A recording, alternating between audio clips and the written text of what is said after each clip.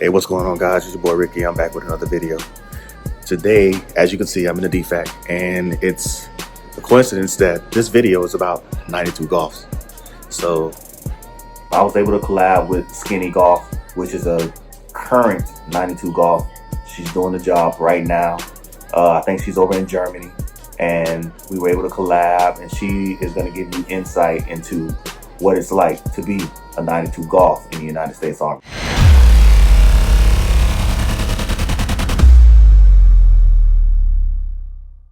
Hi guys, it's your girl Skitty Golf. Today I'm on Ricky's channel to talk about what it's like being a 92 golfer, just a bunch of questions. Thank you again, Ricky, for having me. So the first question is, in your words, what are the duties and responsibilities of a 92G? We're responsible for feeding everyone around us. Civilian, a military personnel, it doesn't matter. As long as we're there and we are the one making the meal, our responsibility is to make sure that everyone is fed. Duties, we just do everything from bringing mermaids out into the field to cooking in the DFAC. If you are lucky enough, you do get positions where you can go work for some generals and some people in the White House and you cook for them. Enlisted A's, that's what it's called. Where and how long is AIT for 92 golf? AIT was in Fort Lee, Virginia, and it was for 8 weeks and some change. I think it went by pretty quick. The hardest part was when we did Garrison, and then Garrison, it was hectic because they were on us. They were like in our backs. You're like, get it. I was like, okay, we got it. What is the most important thing a 92G should know fresh out of AIT, arriving at their first duty station? The most important thing. That's a good one. But you need to be able to follow directions.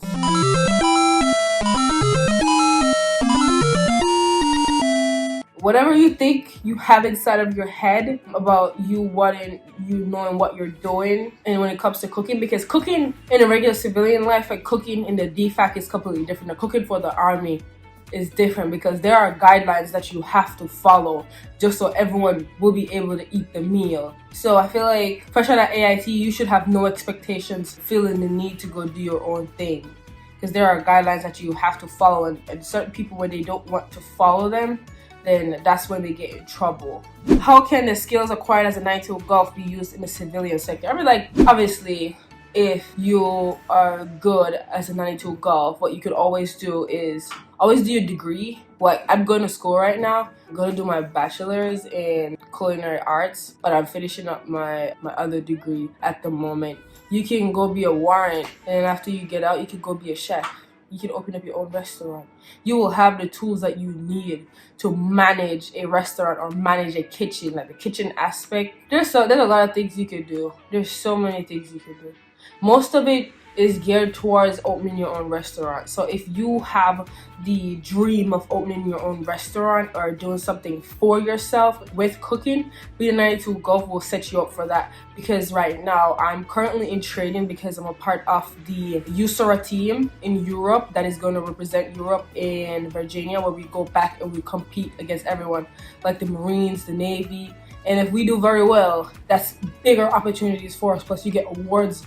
It just looks good on you, and then when you get out and you've got all that training, because we're getting training that you would get at a culinary school, like certified training. So as a 92 golf, when you wear your uniform, you should wear it with pride, which means, so the regulation states that you can wear your tan boots as long as you're wearing your brown belt. However, I don't think it looks good. I used to do it, but it didn't look good because my feet would get wet in the DFAC and it would always look a little bit untidy, because you know how brown looks when it gets wet. So I would suggest that you invest in some like the Nike Hook boots. Those look better. Those are sleek. Always look squared away when you're wearing your cook white. And don't, like, and your aprons, don't leave them around. Aprons will walk out of the kitchen. I don't know where they get feet from, but they will put some, they will walk away. We need someone go take it out. So always keep your apron on you. That's just something. And don't go outside with your cook hat. Always wear your beret, because they look at us as cooks they look at us differently. Some at a higher standard, some at a lower standard. It all depends on how you keep yourself. So thank you again for watching, guys. If you want to see more videos about me, the 92 Golf, you can check my video on my channel at Skinny Golf.